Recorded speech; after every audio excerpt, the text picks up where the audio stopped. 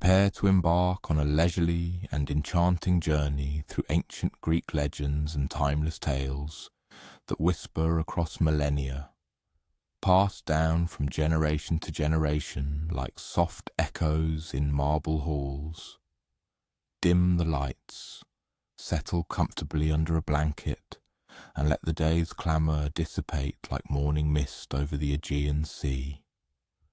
Perhaps you'll even want to turn on a fan for a gentle background hum.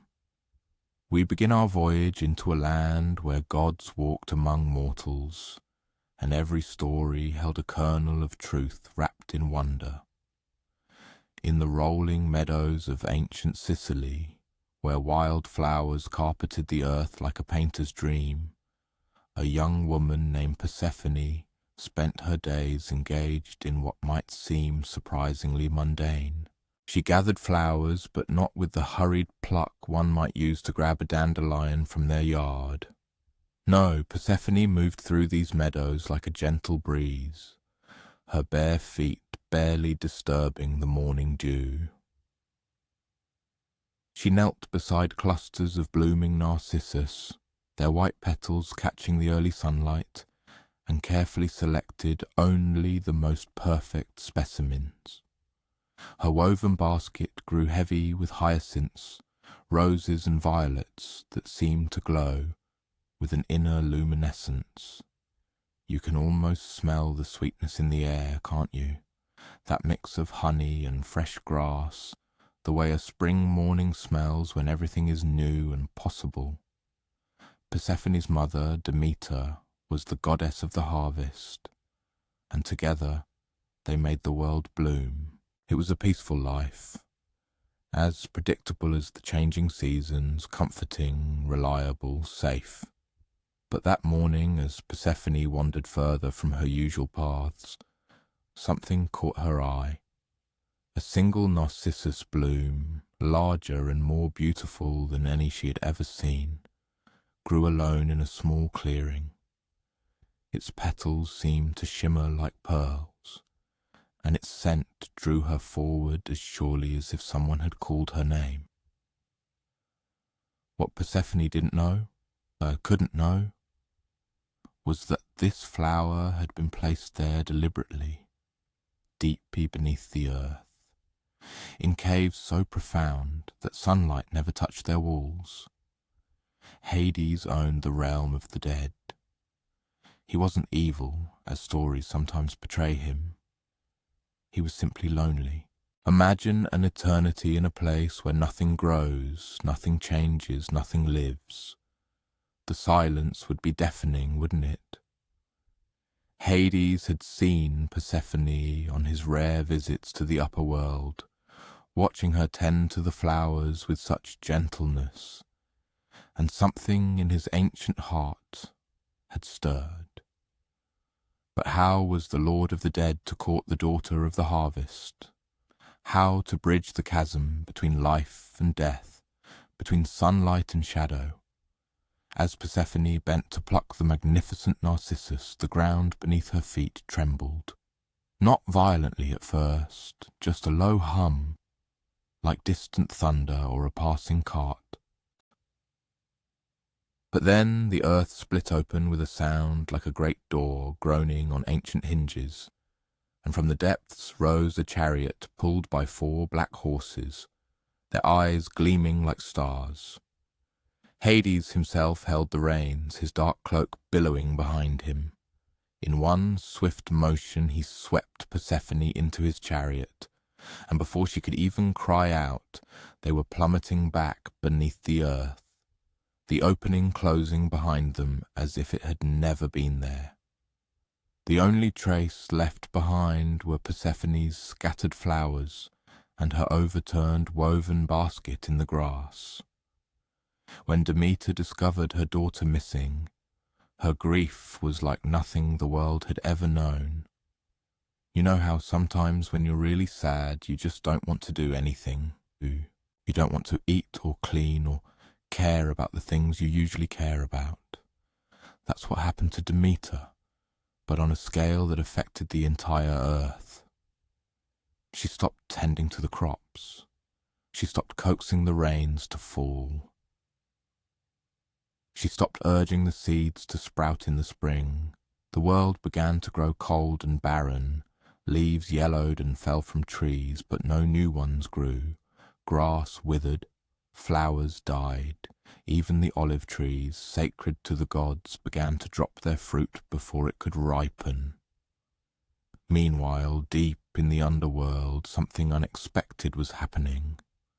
Persephone, after her initial shock and fear, began to notice things in her new home that surprised her. The walls of Hades' palace were encrusted with jewels that caught and reflected the light in ways that reminded her of stars.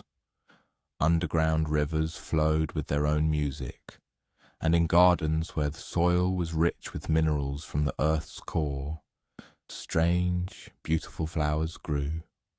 Hades himself was not the monster she had expected. He spoke softly, almost shyly. He brought her foods she had never tasted, fruits that grew only in the deep earth, sweet and unfamiliar.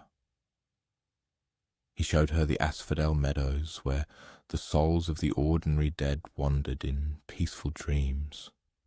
He never raised his voice, never demanded anything of her, but simply hoped she might come to understand why he had brought her there. Still, Persephone missed the sun. She missed her mother.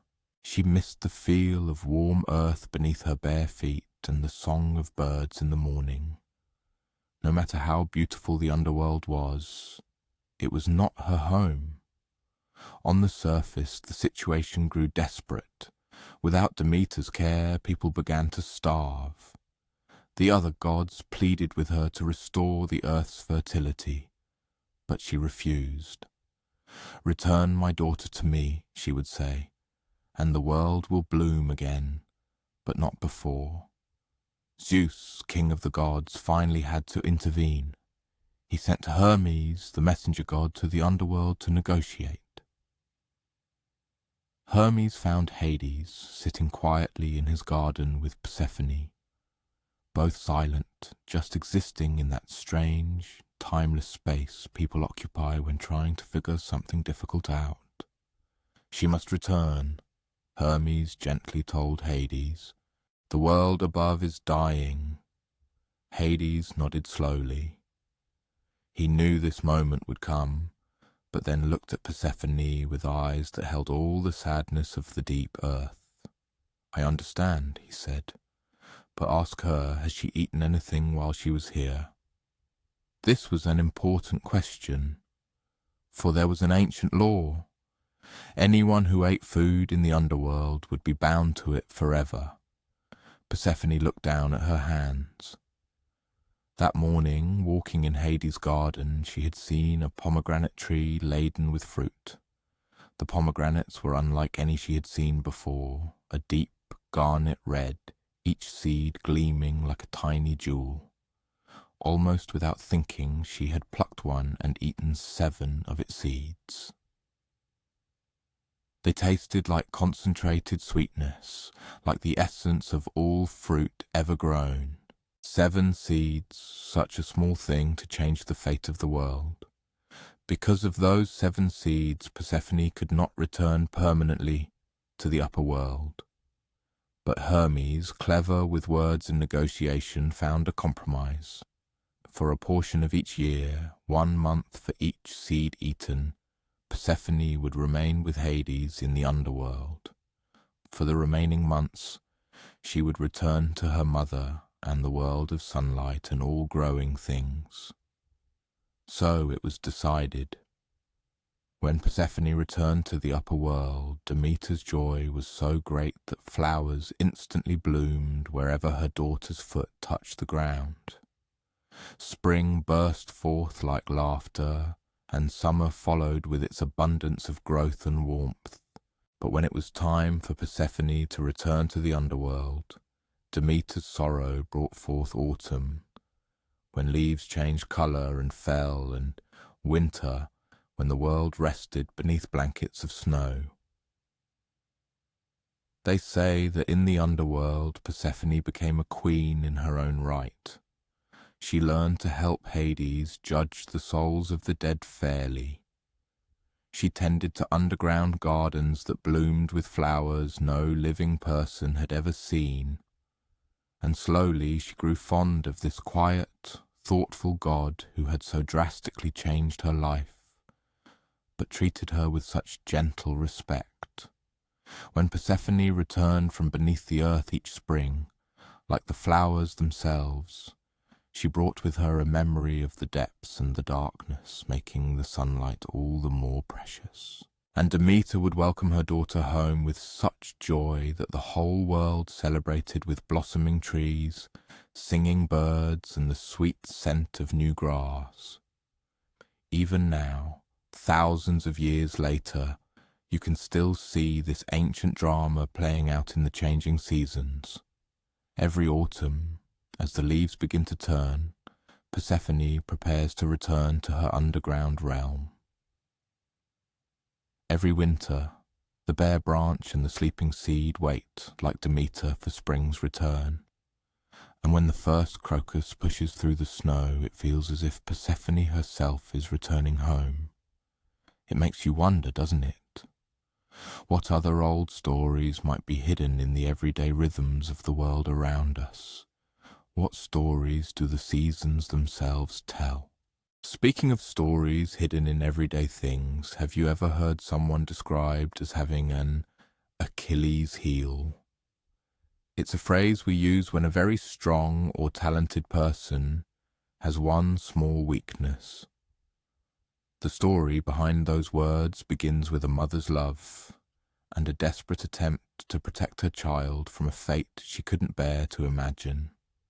Thetis was a sea goddess, beautiful and wise, with hair that flowed like ocean waves and eyes that mirrored the depths of underwater caves. When she married the mortal king Peleus and bore a son, she loved that child with all the fierce protectiveness mothers have felt throughout history. But being a goddess, Thetis could see glimpses of the future, and what she saw filled her with dread. Her son, Achilles, would grow to be the greatest warrior who ever lived.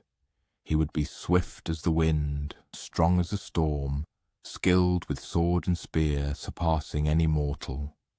Poets would sing of his deeds for 1,000 years, but he would die young, slain in battle while still in the prime of his youth. Imagine Thetis, holding her newborn son, feeling his tiny fingers gently grasp hers, watching him sleep in perfect infant peace. How could she reconcile herself to the idea that this precious child was destined for such a brief and brutal end? It was utterly impossible for her. She felt an urgent need to try and change his destiny. So one night, when the entire palace was deep in slumber, and even the usually talkative owls were silent, Thetis carefully wrapped her infant in the softest blankets and carried him to the mysterious banks of the river Styx. This was no ordinary stream. It was the unseen boundary between the world of the living and the grim realm of the dead. Its waters held an extraordinary, almost magical power. Anyone bathed in its currents became invulnerable, protected from all harm. The river was dark, like midnight itself, and surprisingly warm to the touch.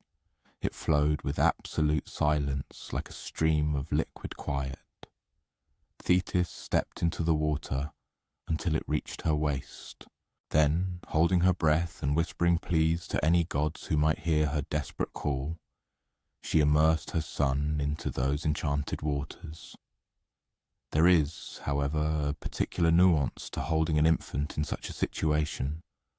One must hold them firmly, lest they slip. Thetis held Achilles tightly by his heel, her fingers securely wrapped around his tiny ankle. The waters of the Styx covered every part of the child's body, save for that small patch where his mother's hand acted as a shield, protecting him from the river's touch. When she drew him from the waters, the infant Achilles was no longer entirely mortal. His skin was like strong armour, capable of deflecting any weapon. No sword could cut it. No arrow could pierce it. No spear could wound it. Thetis believed she had completely protected her son, or at least so she earnestly believed. Achilles grew, exactly as the ancient prophecies had foretold his great destiny. He became tall and mighty, his golden hair like ripe wheat fields under the summer sun, catching every ray of light.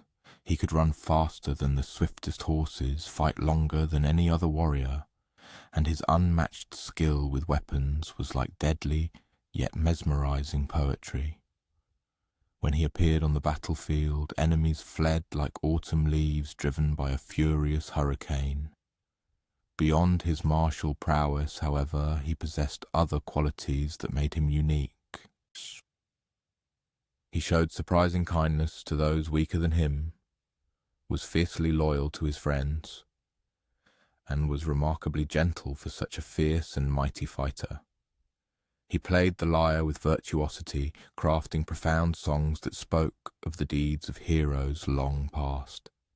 He cared deeply for his comrades in arms and was not ashamed to openly weep when any of them were wounded or died.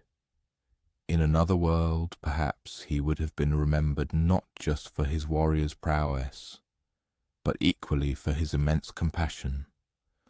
When the legendary Trojan War began, a conflict destined to last for 10 long years, all the greatest warriors of Hellas sailed across the boundless wine-dark sea to participate in this grand battle. Achilles, of course, was among them, leading his contingent of fearless warriors known as the Myrmidons. Their loyalty to him was boundless, not only because he was invincible in combat, but also because he always treated them with deep respect, sharing all their hardships and privations. Throughout the first 9 years of this protracted war, Achilles remained exactly as he was envisioned, an invulnerable warrior.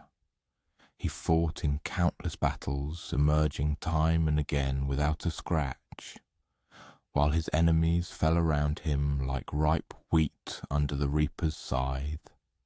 His reputation grew daily, reaching such power that the mere mention of his name caused opposing armies to involuntarily falter and feel fear. But then something happened that revealed an entirely different facet of Achilles' personality, that part of him capable of deep and powerful emotions. His closest friend Patroclus fell in battle at the hands of Hector, Troy's greatest warrior. Patroclus was more than just a friend. He was like a brother to him, the one person who understood Achilles' true heart, hidden beneath all that invulnerable skin. Achilles' grief was like an all-consuming natural disaster. He wept so loudly and inconsolably that his mother, dwelling in her underwater palace, heard his sorrowful cries. He refused food and sleep, plunged into the deepest sorrow. He cut his beautiful golden hair and cast it onto Patroclus's funeral pyre, thus expressing his inconsolable grief. And then, driven by a rage that was in essence the flip side of his deep love, he hunted down Hector and challenged him to a duel to the death. The duel between Achilles and Hector was truly a spectacle, comparable to an unyielding storm clashing against an immovable mountain. Both warriors were immensely skilled in combat, both possessed undeniable bravery, but only one of them was protected by the magical waters of the Styx. Hector fought with incredible courage and valour, but in the end Achilles' spear found its fatal mark, and Troy's greatest defender fell. What Achilles did next revealed both his human heart and his immense, terrifying grief. Instead of treating Hector's body with the respect due to such a worthy opponent, he tied it to his chariot, and dragged it around the walls of Troy. It was an act of desecration that not only shocked both armies but also incurred the wrath of the gods themselves. For several days Achilles continued this grim ritual, driving his chariot around the walls of Troy, while Hector's family watched in horror from the city's ramparts. It seemed that by punishing Hector's lifeless body, he was somehow trying to punish death itself for taking away his beloved friend. But in the end, Hector's father, the aged King Priam, performed an act that required far more courage than any battlefield charge. He came alone to Achilles' tent in the middle of the night, completely unarmed and unguarded, to beg for the return of his son's body. The elderly ruler knelt before the warrior who had slain his child, and spoke not as a king addressing an enemy, but as a father appealing to another human being capable of understanding the depth of loss. "I have done what no mortal has done," Priam said softly. "I have kissed the hands of the man who killed my son." Something in those words pierced through Achilles' rage and bitterness, touching the most hidden chords of his heart. He looked at this old man, bent with sorrow, and in his face he saw his own father, who would one day mourn him in the same way. Then Achilles wept, but these were not angry tears of rage, but cleansing tears of shared human pain. He returned Hector's body to Priam and declared a truce, so that Troy could properly mourn its hero. It was one of the most sublime moments in Achilles' life, showing that even the greatest warrior was, in the end, simply a man capable of the deepest compassion. However, the war continued, and relentless fate had not forgotten its claims on Achilles. During the final fierce battles at the walls of Troy, as he fought with his characteristic unmatched skill and fearlessness, an arrow flew towards him. It was shot by Paris, Hector's brother, who was known more for his beauty than his martial courage. Normally, such an arrow would have harmlessly bounced off Achilles' protected skin, causing him no harm. But this arrow, guided by the god Apollo himself, found the single vulnerable spot on Achilles' entire body, his heel, that very place where his mother's fingers had once shielded him from the life-giving waters of the Styx. It was such a small target, such an improbable wound, yet it was enough. The greatest warrior who ever lived fell because of his heel, the only area where his mother's protective touch had left him mortal. In trying to save her son from his destined fate, Thetis had inadvertently created the very weakness that ultimately destroyed him. As Achilles lay dying, his thoughts were not of his many victories or his coming eternal glory, but of simple, earthly things. He remembered the feel of the sun on his face, the ringing laughter of his friend Patroclus, the unfinished songs he would never complete. He thought of his mother and hoped she would understand. He had tried to live his life in a way that honored the gift of life she had given him, even if he couldn't extend it as long as she had wished. The story of Achilles serves as an eternal reminder that our greatest strengths and our deepest vulnerabilities often spring from the same source, from the love of those who genuinely care for us. Every protection has its invisible limits. Every gift, no matter how precious, comes with an inevitable cost. And sometimes, the very qualities and circumstances that make us powerful also make us vulnerable. Even today, when we speak of someone's Achilles' heel, we inadvertently recall this ancient truth. Every person, no matter how mighty they seem, has one small hidden place where the relentless arrows of fate can strike.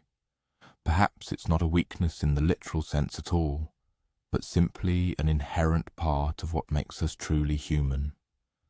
However, the arrows of fate that struck the great Achilles were far from the only ones that forever changed the course of history. Sometimes, love itself can be the most dangerous arrow of all. This is what a young musician named Orpheus discovered on what should have been the happiest day of his life. Orpheus possessed a gift that far surpassed ordinary talent. When he played his lyre and sang, flowers bloomed out of season, filling the air with fragrance. Rivers changed their ancient courses to flow closer to the source of his enchanting music. Wild animals sat together in perfect peace and harmony, lions with lambs, and hawks with mice.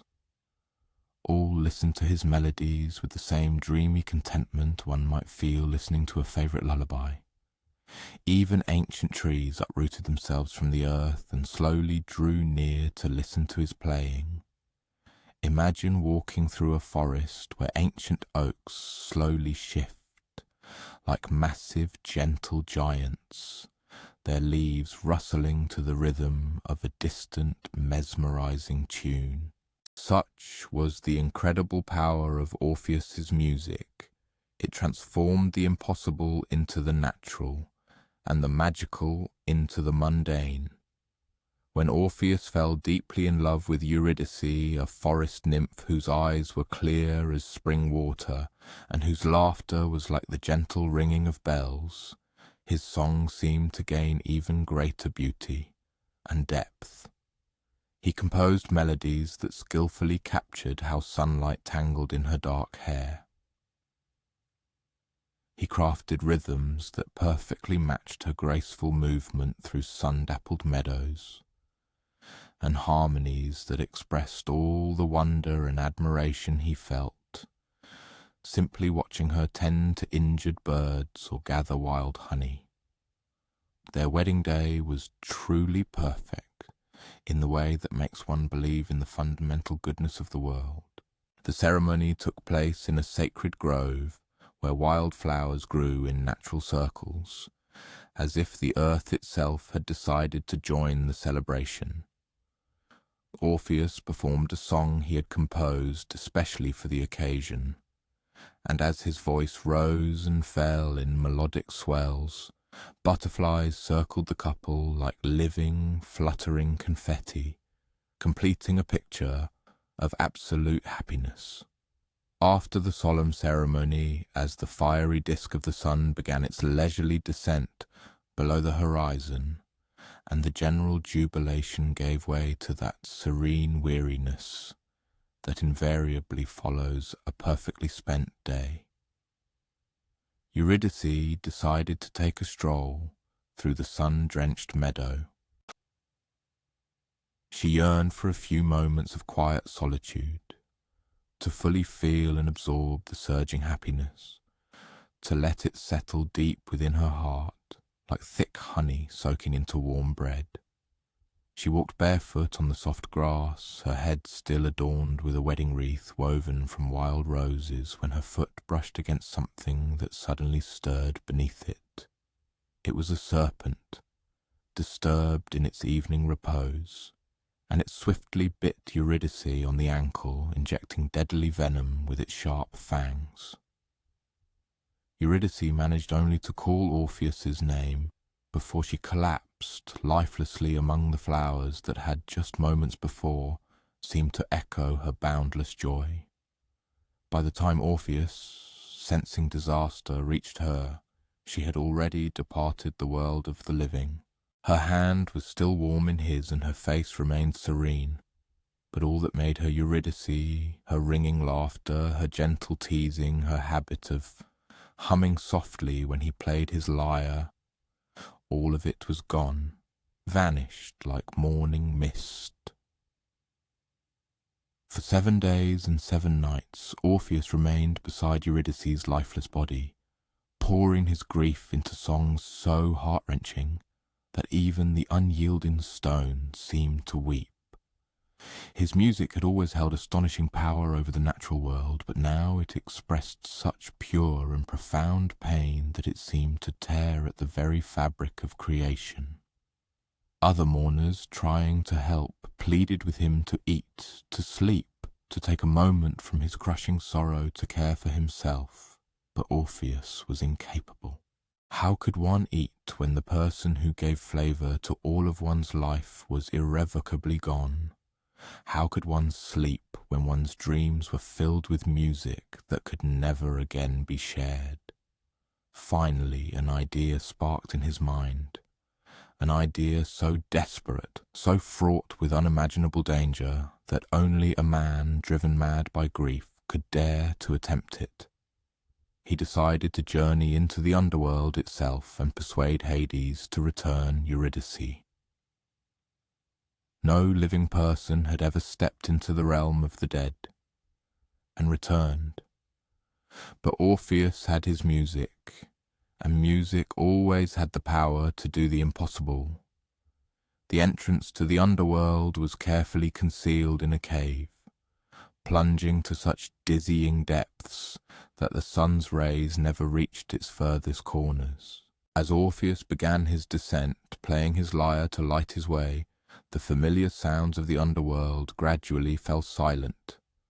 The tormented cries of the damned souls, the ceaseless roar of the Styx, the grinding of colossal gates, all paused to listen to his wondrous song.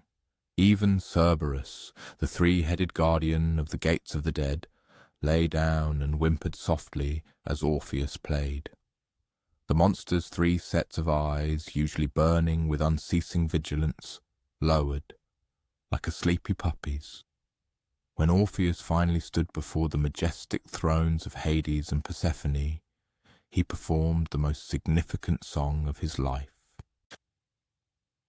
He sang of a love that could transcend death itself, of the unbearable pain of separation, of a world that had lost its music since Eurydice had been taken from him.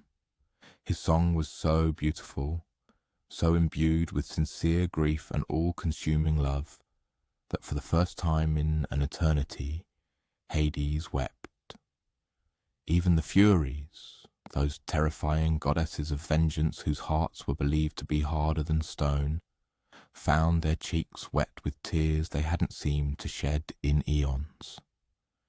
Persephone, who understood better than anyone what it meant to be torn from the upper world, leaned over and whispered something softly in her husband's ear. Hades nodded slowly, wiping his eyes with the back of his hand like any mortal man overcome with strong emotion. "Your music has touched our hearts," Hades said, his voice soft with unexpected compassion. "We will return Eurydice to you. But there is one condition. You must walk out of the underworld ahead of her, and you must not look back until you are both under the sunlight of the upper world. If you turn to look at her even once before then, she will be lost to you forever." The condition seemed simple enough. Orpheus had found his way into the underworld. Surely he could find his way back out. He nodded readily, already envisioning the moment he and Eurydice would step into the daylight and begin their life together anew. The journey back began with joyful anticipation. Behind him, Orpheus could distinctly hear Eurydice's familiar footsteps, the soft sound of her breathing, the gentle rustle of her wedding gown against the stone. Sometimes she would hum softly in time with the songs he played to light their way, and that sound was sweeter than any music he had ever heard. But as they ascended, and the path grew steeper, doubts began to creep into Orpheus's mind. The footsteps behind him seemed so faint. What if he was only imagining them? What if Hades had tricked him, and he was ascending alone while Eurydice remained trapped below? What if she was struggling to keep up, growing weary, falling behind? The closer they came to the surface, the more these anxieties consumed him. He began to walk slower, listening intently for any sign that she was still there. Once, when the path was particularly treacherous, he heard her stumble slightly, and he had to grip his lyre tightly to keep from turning back to help her. Finally, after what felt like endless hours of ascent, Orpheus saw something that made his heart leap with exultation. Ahead, a thin sliver of sunlight appeared, marking the exit from the cave. They were almost free, just a few more steps and they would both be back in the world of the living. But as he neared that shining line, the doubts that had plagued him reached their peak. The footsteps behind him had grown so faint he could barely hear them. What if Eurydice was still trapped in the shadowy realm behind them? What if she needed his help to cross that final, crucial threshold? Just as his own feet touched the sunlight, only one step before Eurydice would have been completely safe, Orpheus turned around. For one perfect, heart-breaking instant he saw her. She was there, as beautiful as ever, reaching for the light and for him, but she was still one step inside the boundary of the underworld. And by looking back, Orpheus had broken the condition of her release. "Farewell, my love," Eurydice whispered, and her voice was full of sorrow, but not anger. She understood that he had turned because he loved her, not because he doubted her. But understanding could not change the consequences. She vanished like morning mist, and this time there was no body to mourn, no grave to visit. She simply dissolved, returning to the realm of the dead, and the path behind Orpheus closed like water over a stone. Orpheus spent the rest of his life dedicating himself to creating songs of love and loss, of the terrible space that lies between hope and despair.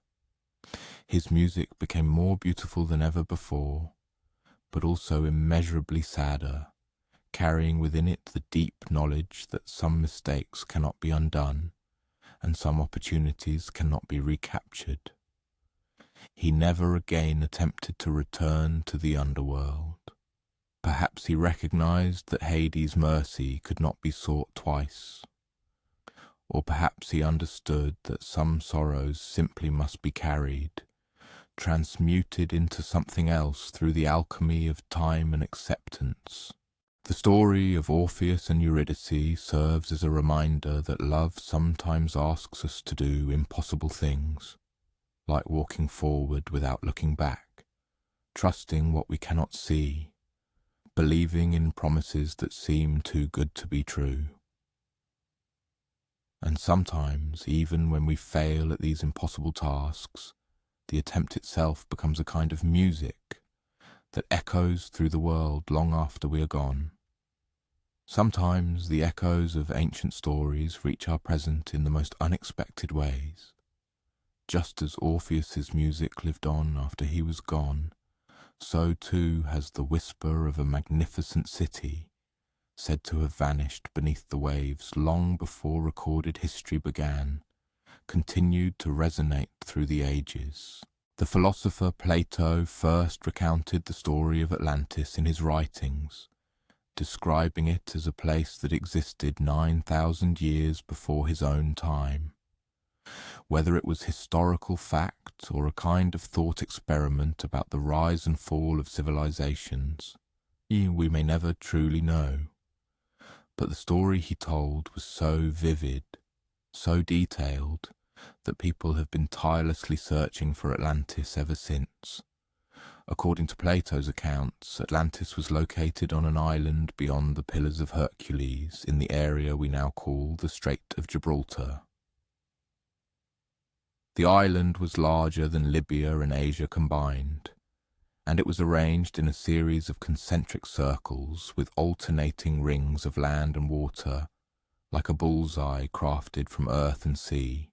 At the center of these circles rose the most beautiful city imaginable, The buildings were constructed from black, white, and red stone quarried on the island itself, and many were covered with brass, tin, and a mysterious metal called orichalcum, which emitted a warm, golden glow.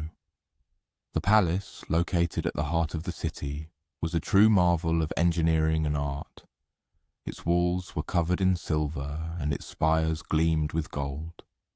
Inside stood the temple of Poseidon, god of the sea, who was said to be the father of Atlantis' first king. The temple's exterior was entirely clad in silver, save for its spires which shone with gold, and within stood a massive statue of Poseidon, guiding 6 winged horses so tall that his head touched the ceiling of the vast hall. But perhaps more impressive than the city's beauty was its incredible sophistication. The Atlanteans had engineered a complex system of hot and cold springs that fed luxurious baths. They built harbours capable of accommodating ships from across the known world. They had developed agriculture to such an extent that their island yielded 2 harvests a year. The people of Atlantis, according to ancient lore, traced their lineage directly from the mighty Poseidon himself, and for many generations echoes of this divine nature persisted within their very essence. They were endowed with profound wisdom, unwavering justice, and a remarkable moderation in their pursuits. For them, virtue stood significantly above fleeting riches, and true wisdom was valued incomparably more than earthly power. Their laws, which formed the bedrock of their prosperous realm, were inscribed on magnificent pillars of orichalcum, and their monarchs, the rulers, gathered alternately every 5th and 6th year to thoroughly discuss pressing state affairs and unfailingly ensure the triumph of justice throughout their vast dominion. Under such a wise and far-sighted system, Atlantis flourished for countless generations, reaching unprecedented heights. Their magnificent vessels traversed the boundless expanses of the oceans, bringing valuable knowledge and exotic goods to the metropolis, and generously sharing their own outstanding innovations with other peoples. The Atlanteans were incomparably skilled in scientific fields that other, less developed civilizations could not even conceive of at the time. They had grasped in the complex patterns of celestial bodies' movements, deeply understood the mysterious properties of various metals, and masterfully cultivated plants capable of growing in conditions that most other peoples would have found utterly uninhabitable. However, with the passage of ages, subtle yet irreversible metamorphoses began to occur within the very essence of the Atlanteans. That divine spark, which was their invaluable heritage from Poseidon, gradually diminished with each new generation, weakened both by intermarriage with ordinary mortals, and perhaps by the corrosive, pernicious influence of excessive wealth and enduring prosperity. Where once they found contentment in moderate abundance, now an insatiable craving for excess gripped their souls. Where once they highly valued genuine wisdom, cunning deceit now dominated. And where they once showed generosity to strangers and their neighbours, their hearts hardened, becoming avaricious and aggressive, striving for territorial expansion. This transformation was truly unhurried, almost imperceptible. Like a slow, majestic sunset, it unfolded so gradually that one might not realize it, until suddenly discovering that all the light around had changed beyond recognition. The Atlanteans, whose gaze had previously been directed inward, began to look beyond their abundant island, and in the surrounding world they no longer saw potential allies and trading partners, but only territories to be conquered and peoples destined for subjugation. They mobilized colossal military power and moved to conquer the Mediterranean world. Their advanced technology and impeccably coordinated tactics made them virtually unstoppable. One by one, ancient cities and entire kingdoms fell before their relentless onslaught. However, when the wave of their expansion reached the shores of Athens, the city destined to become the cradle of Plato's philosophical thought, the Atlanteans encountered entirely unexpected and tenacious resistance. The ancient Athenians, despite being significantly outmatched by the invaders in both troop numbers and technological equipment, fought with the desperate courage characteristic of people defending their homes, and with the unwavering righteousness that drives those who refuse to submit to the oppression of tyranny. Against all predictions and expectations, Athens not only managed to repel the relentless Atlantean invasion, but also launched a decisive counterattack that forced the would-be enslavers to retreat and flee back across the sea. It seemed as if the very courage and virtue that the Atlanteans had irrevocably lost had, by some miracle, found a new home and deeply rooted themselves in the blessed Athenian soil. However, the true judgment upon Atlantis was delivered not by the hands of mortal enemies, but by the will of the Olympian gods themselves. Almighty Zeus, gazing upon the world from the sacred peak of Mount Olympus, saw what the once noble Atlanteans had become: greedy, aggressive, and deeply corrupt. He decided that such a civilization, having lost its original virtues, no longer had a right to exist. The end came swiftly, within a single day and night. Powerful earthquakes shook the island with such force that magnificent buildings crumbled like fragile sandcastles. Furious volcanic eruptions filled the air with choking ash and incinerating fire. But most destructive and merciless was the fact that the sea itself rose up and swallowed the land. The famous concentric circles, once the pride and glory of Atlantis, transformed into gigantic whirlpools that mercilessly dragged ships, structures, and countless people to the bottom. The majestic palace, the temple dedicated to Poseidon, the libraries holding centuries of accumulated wisdom, the harbours that welcomed ships from across the world, all vanished without a trace beneath the encroaching waves, which closed over the island like a book being shut. When dawn broke after that terrible night, nothing remained of the magnificent island but an endless, empty expanse of water. The sea in that particular region became utterly unnavigable, choked with thick mud churned up from the ocean's deepest parts. Vessels daring to attempt passage through these waters became hopelessly stuck in what seemed like liquid earth, and sailors for generations passed down tales of the area remaining utterly impassable. It would seem that the story could have ended there, vanishing into oblivion like countless other tales of divine retribution and human hubris. However, something about the myth of Atlantis captured the human imagination so profoundly, in a way that dry historical accounts of ruined cities never quite managed. Perhaps it was the startling thought that such a highly advanced civilization could simply vanish overnight. Or perhaps it was the alluring, tantalizing possibility that somewhere, deep beneath the eternal waves, the grand ruins of that magnificent city still lay, patiently awaiting discovery.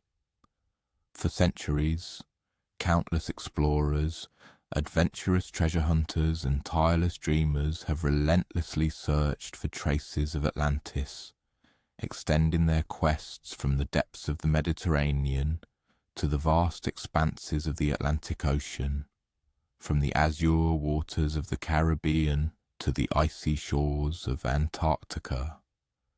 Some enthusiasts have claimed to find compelling evidence of its existence in mysterious underwater formations off the coast of Bimini. Others have hypothesized that the legend of Atlantis is actually a distorted memory of Minoan Crete, which was devastated by a catastrophic volcanic eruption and subsequent tsunami. However, perhaps the true, precise location of this legendary land is not fundamentally important.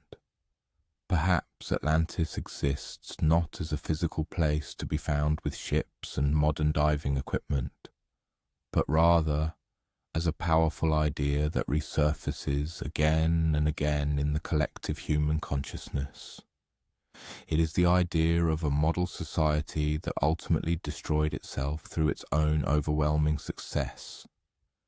It is the stories of a civilization that reached such dizzying heights that it gradually forgot the fundamental values that had originally elevated it to the pinnacle. Whenever a society grows overly proud, excessively self-assured in its superiority, too ready to impose its will on others by force, the ghost of Atlantis invisibly whispers a warning. Each time we witness rapid technological advancement and unprecedented prosperity devoid of wisdom and restraint, we see the very conditions that are believed to have led to the tragic downfall of the most advanced civilization the world had ever known. Perhaps it is for these reasons that humanity continues its search for Atlantis. This search is conducted not only in the bottomless depths of the ocean, but also in the continuous cycle of civilization's rises and falls throughout recorded history. We persistently continue to seek it because, in essence, we are constantly recreating it, repeating the same mistakes. And we constantly need to be reminded that the true cost of greatness is humility, the ability to remember our origins and the genuine reasons that first prompted us to embark on this path. The journey to reclaim lost greatness often requires not so much wisdom as unyielding courage.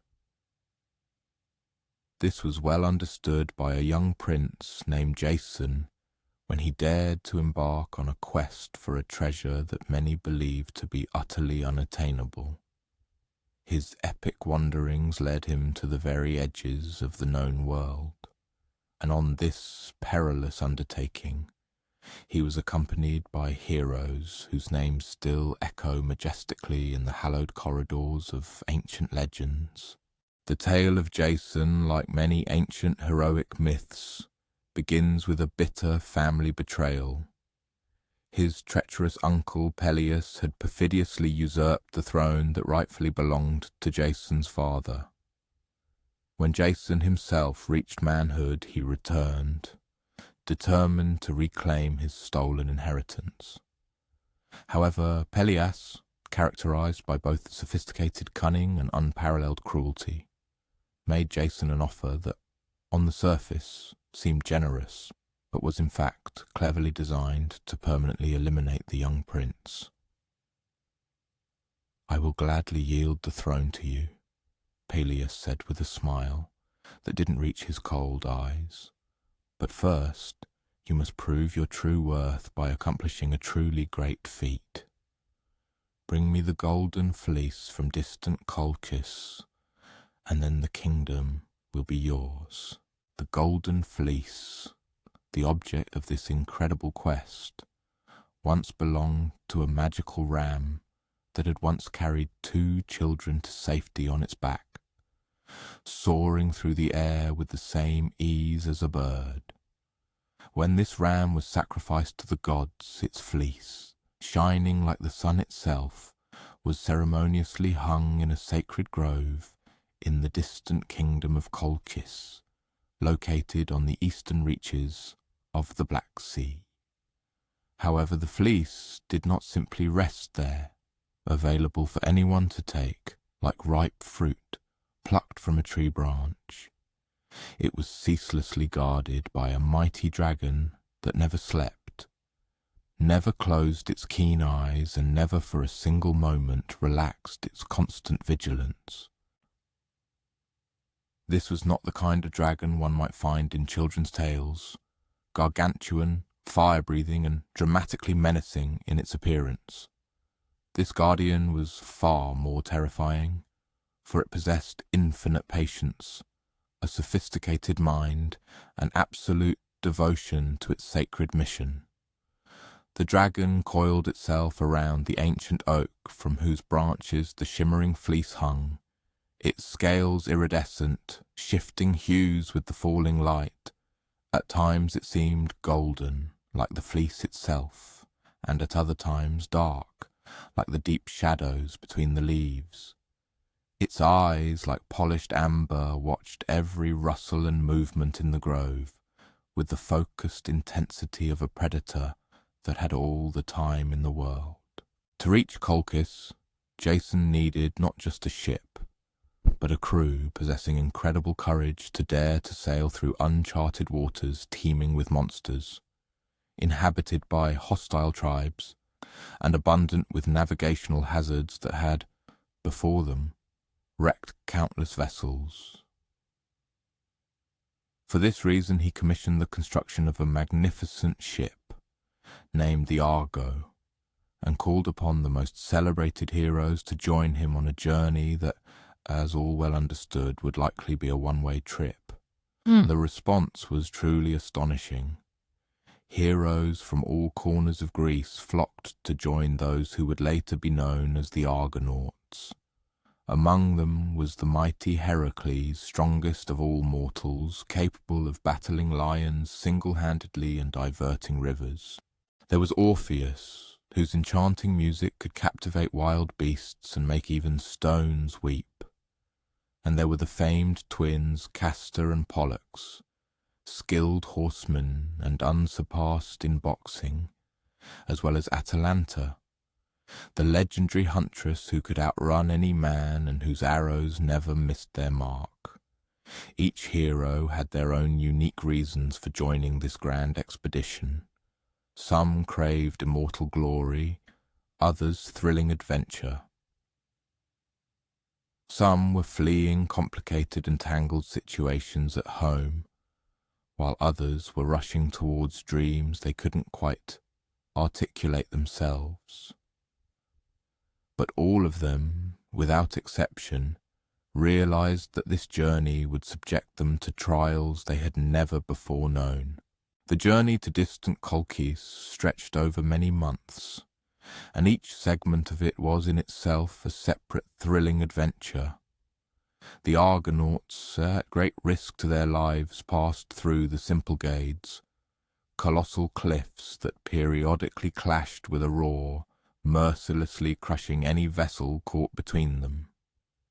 They encountered the Harpies, vicious and repulsive creatures with the bodies of birds and the faces of women, who relentlessly tormented the wise old King Phineus by constantly stealing his food. They landed on islands where the inhabitants had never before seen strangers, and where every encounter was a test. In their progress, they had to resort to diplomacy as often as to brute force. At times, the locals met them with hostility. At other times, they proved unexpectedly helpful, but invariably they displayed a lively curiosity towards these brave heroes who had dared to venture so far from home on such a perilous and grand mission.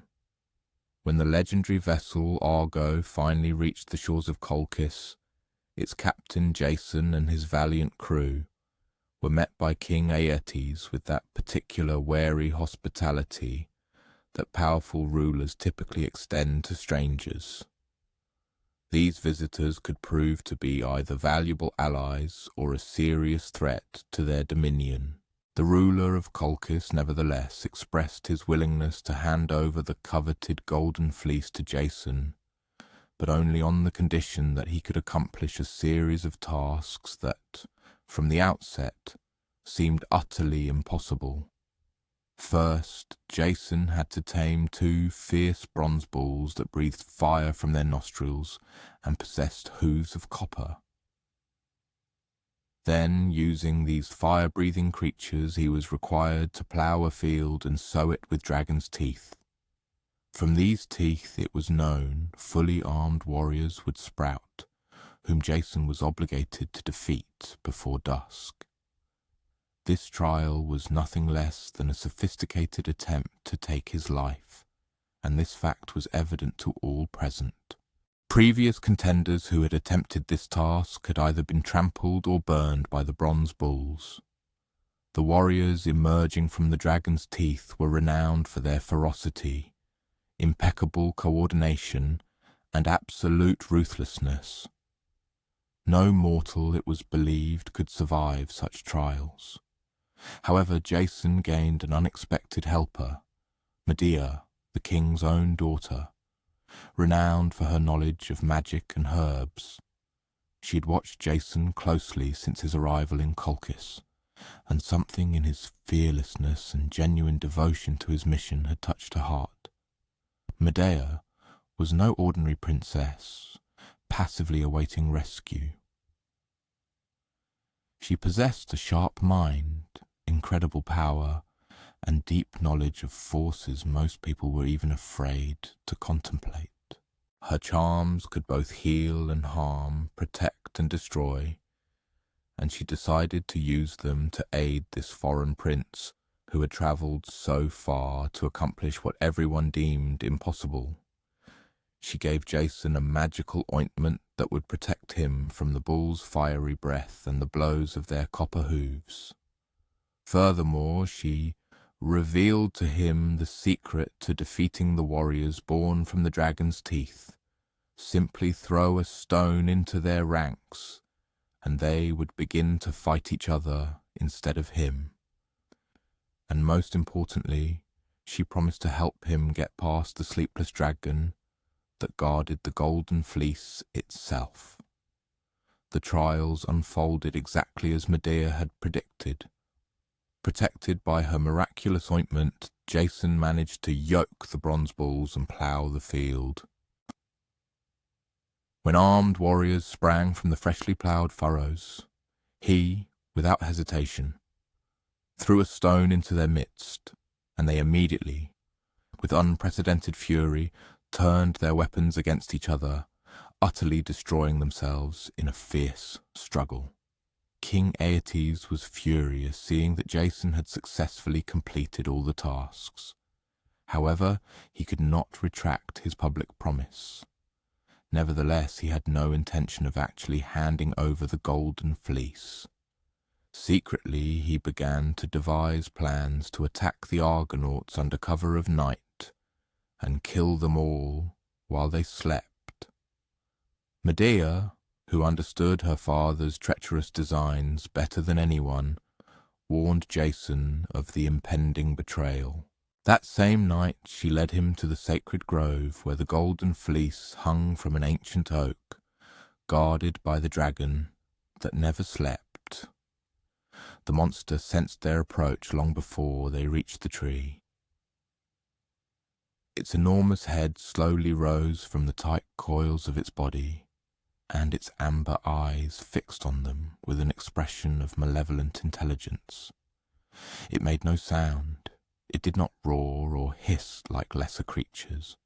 Its threat lay in its absolute stillness, in its patient readiness to strike a fatal blow.